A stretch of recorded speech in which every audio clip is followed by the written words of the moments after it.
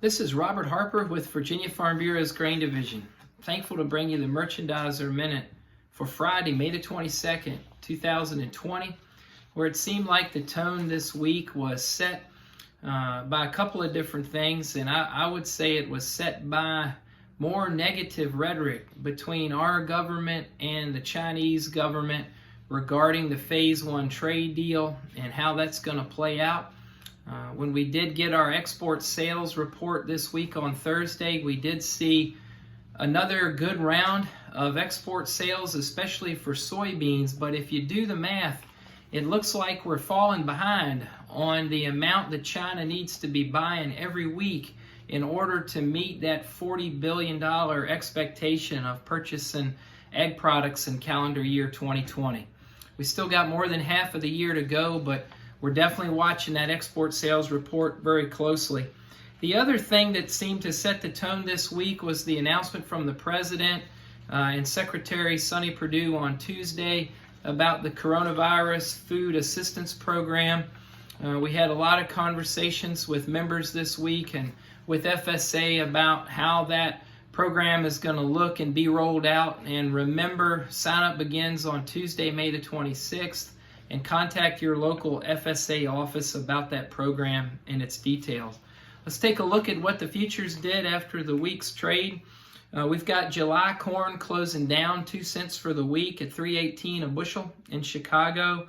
We've got July soybeans closing down 7 cents a bushel this week to close at $8.33. And we saw a 7 cent a bushel increase in soft wheat futures in Chicago, with that contract closing today at $5.08 a bushel. When we jump over onto the cattle side of things, some interesting numbers we got this week from USDA. Well, on their cold storage report, we did see frozen inventories of beef did decline in April, as well as frozen inventories of pork.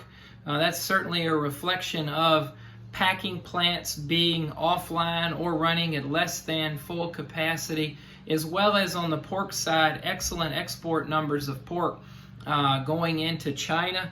Those numbers were down. The drawdown on the frozen inventories was present, but analysts in that industry tell us that it's not enough yet to be concerned about as far as weakening our domestic supplies.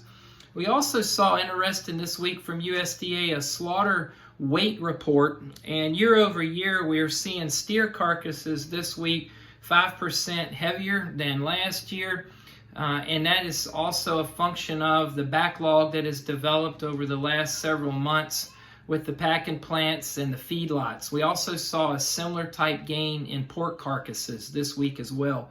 Let's look at the August live cattle futures. Closed down $1 per hundred this week at 97.32.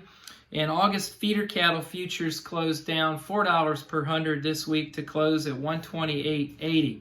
We got our crop progress report on Monday indicating that 80% of the U.S. corn acres was planted.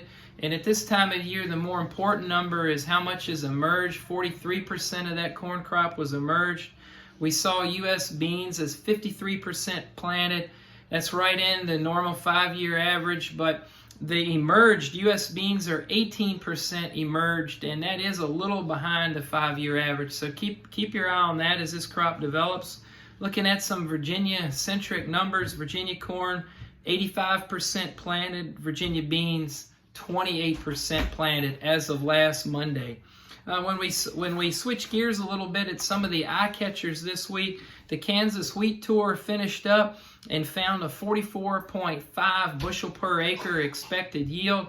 That's a little bit under the USDA number. They've got the crop right now pegged at 47 bushels per acre expected yield. That's the Kansas Wheat Tour. You can read more about that online.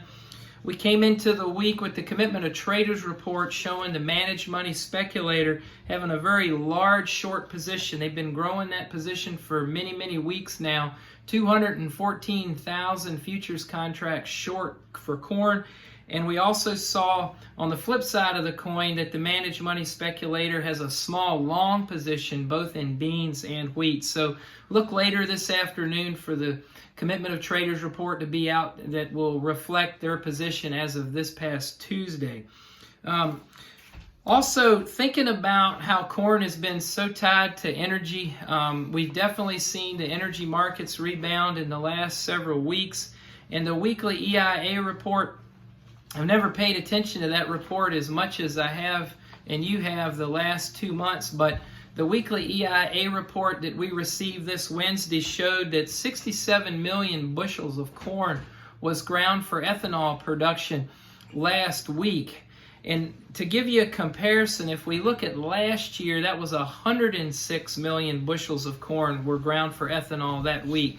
So we know we've got a long ways to go as ethanol plants hopefully can come back online and grind more corn and get that demand back for corn. But that was an interesting number to see, as well as production was up for the week for ethanol 7%, and stocks were down 2%. And if I'm remembering right, this would be the 4th week in a row that we saw an increase in ethanol production, a slight increase and a slight decrease each week in stocks. So maybe that means we found a bottom, and maybe that means we found a bottom in the corn futures price as well. So next week, look for more information about U.S.-China trade, and if we're going to see some positive rhetoric or negative, and be looking for those 8 a.m. flash sales announcements to see if China's going to be actively buying next week. Remember, we've got a short week next week.